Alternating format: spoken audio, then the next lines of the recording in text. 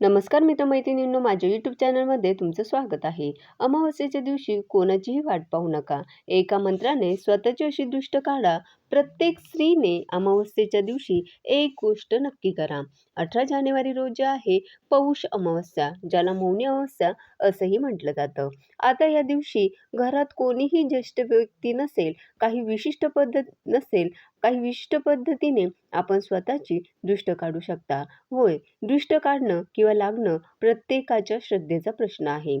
त्याला कुणी नजर म्हणतं, तर कोणी नकारात्मक ऊर्जा. ती नष्ट व्हावी आणि सगळे काही मंगलमय व्हावे म्हणून पूर्वी आई, आजी विशेषतः शनिवारी आणि अमावस्येला घरातल्या लहानग्यांची दृष्ट काढत असत.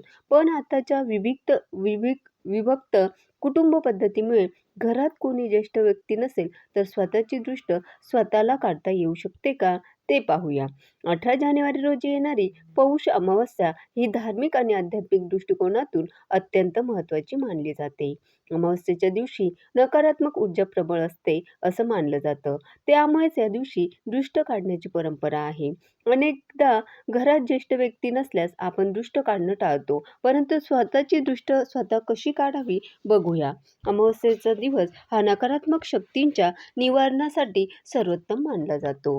अनेकदा आपल्याला कारणाशिवाय थकवा जाणवतो, चिडचिड होते किंवा कामात अडथळे येतात, ज्याला आपण नजर लागणं असं म्हणतो. जर तुमच्या घरात दृष्ट काढण्यासाठी ज्येष्ठ व्यक्ती नसेल, तर अजिबात काळजी करू नका.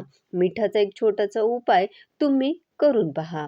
तुम्ही स्वतःची नकारात्मक ऊर्जा नक्कीच दूर करू शकता. मिठाने आता दृष्ट कशी काढायची आहे, तर ती एक सोपी पद्धत आहे. मीठ हे नकारात्मक ऊर्जा शोषून घेण्यासाठी अत्यंत प्रभावी मानले जाते. अमावस्येच्या दिवशी हा उपाय केल्यास विशेष लाभ होतो. आता हा उपाय कसा करायचा आहे, तर आपल्या उजव्या हाताच्या मुठीत मीठ घ्यावं. हे साधं मीठ असलं तरी चालेल किंवा खडे मीठ असलं तर उत्तम. ताठ बसून किंवा उभं राहून आपण पुढील मंत्राचा 7 वेळा उच्चार करावा. मंत्र म्हणत असताना आपली मूठ आपल्या डोक्यावरून 7 वेळा अँटी क्लॉकवाईज म्हणजे घड्याळाच्या काट्यांच्या उलट दिशेने फिरवावे. त्यानंतर हे मीठ लगेच बाथरूममध्ये टाकावे. बेसिनच्या सिंकमध्ये हे अजिबात टाकू नये. त्यानंतर नळ सोडून ते पाणी वाहून द्यावं. मिठाचे हात स्वच्छ धुवून घ्यावे. आता ही कृती करताना कोणता प्रभावी मंत्र म्हणावा, तर यावेळी आपण नमस्ते रुद्ररूपाय करीरूपाय ते नमः हा मंत्र अतिशय प्रभावी मानला गेलाय. या मंत्राचं उच्चारण करत आपण ही कृती करावी. ही मिठाने दृष्ट काढण्याची आणि अमावस्येच्या दिवशी विशेषतः दृष्ट काढण्याची सोपी पद्धत आहे.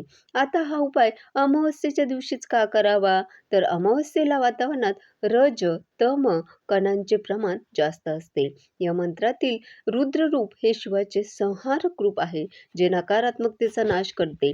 मिठाच्या प्रयोगामुळे शरीराभोवती असलेले नकारात्मक वलय म्हणजे आपला ओरा स्वच्छ करण्यास मदत करते आणि व्यक्तीला हलके वाटते. आता या उपायाचे फायदे काय, तर यामुळे विनाकारण येणारा मानसिक ताण कमी होतो. घरातील कलह आणि नकारात्मकता दूर होते. एवढंच नाही, तर आरोग्यामध्ये सुधारणा जाणवते आणि कामात उत्साह येतो. त्याचबरोबर आपण अमावस्येच्या दिवशी रात्री संध्याकाळी घराच्या मुख्य दरवाजावर तिळाच्या तेलाचा दिवा लावावा, धूपदीप दाखवावा. यामुळे घरातील नकारात्मक शक्ती दूर होऊन शांतता वाढते. विशेषतः घरातील स्त्रीने उपाय करावे. त्याचबरोबर अमावस्येच्या दिवशी स्त्रियांनी काही विशेष कार्य करावे.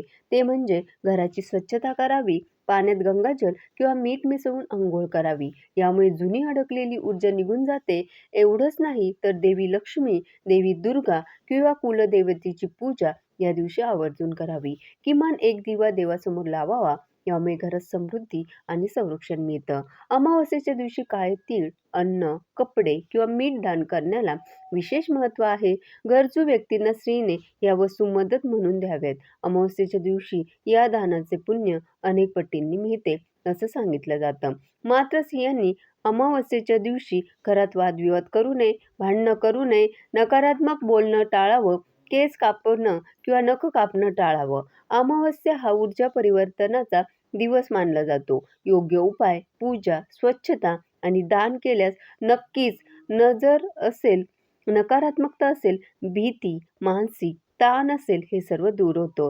घरात शांती येऊन संरक्षण आणि सकारात्मकता वाढते असं सांगितलं जातं. कारण अमावास्या म्हणजे भयाचे नाही तर शुद्धी, संरक्षण आणि नव्या सकारात्मक सुरुवातीचा दिवस मानला गेलाय.